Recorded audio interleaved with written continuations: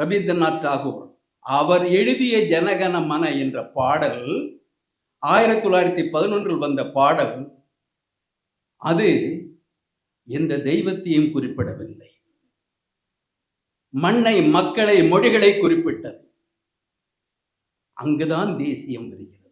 ஒரு தேசம் என்றால் மக்கள், மக்களது மொழிகளை கணக்கில் எடுத்துக்கொள்ள வேண்டும் என்ற அடிப்படையில் அந்த ஜனகணமன உருவாக்கப்பட்டது.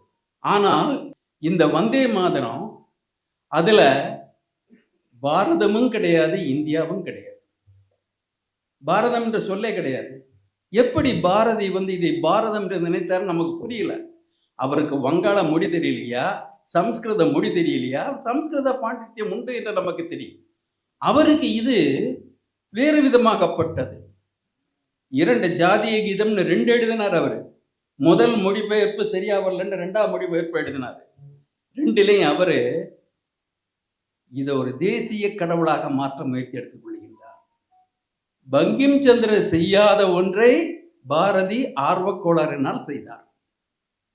ஒரு இடத்துல 30 கோடி மக்கள்னாரு, கோடி கோடின்னு தான் இருக்கே தவிர 30 கோடின்னு இல்லை. அதை ஒரு விளக்க உரையில வங்காள பத்திரிகைகள்ல 7 கோடின்னு சொன்னாங்க.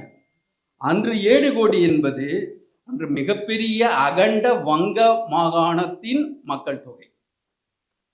வங்காளத்தை மீறி பங்கிம் சந்திரன் சிந்திக்கவில்லை.